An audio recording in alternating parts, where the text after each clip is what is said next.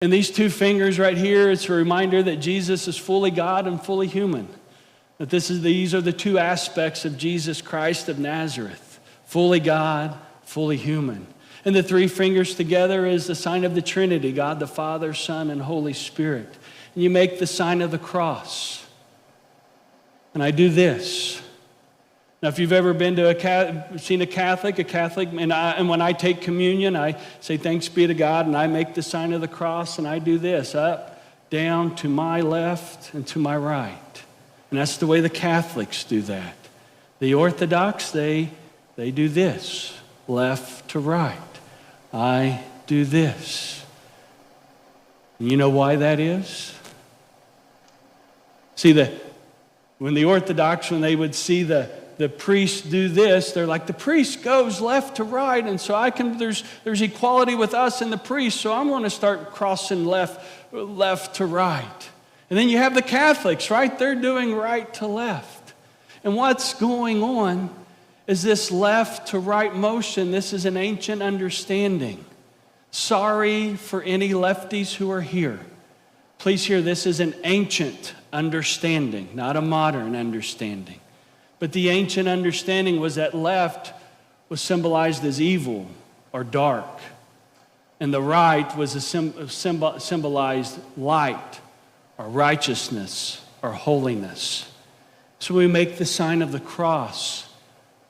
We're reminding ourselves that we are called to go from left, from darkness, from sin, into light through the power and the presence of God the Father, Son, and Holy Spirit. And so when I am up, when the priest, the pastor is up before you making the sign of the cross, it's my right, but you're what? You're left. It's a reminder from us all that by the grace and power of God that we are all called to move from darkness, from sin, from the things that don't make our soul well, to move from there to light, to righteousness, to holiness. I had to be exposed to something different and then ask, why are they doing this? Why is it different?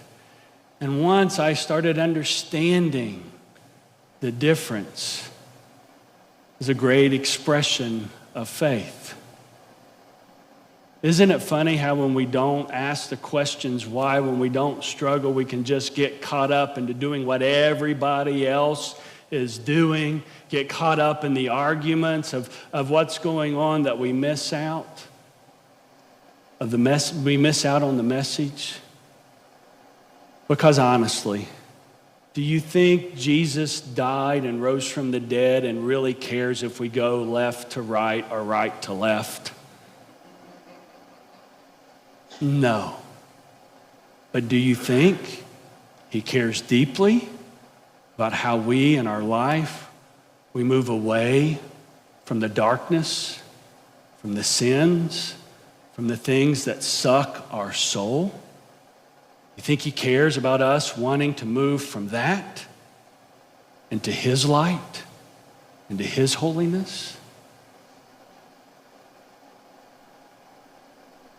When we incorporate some different things, start including that into our theological chili recipe, well, we can start having a deeper, richer faith and faith walk. It comes from embracing new and different things.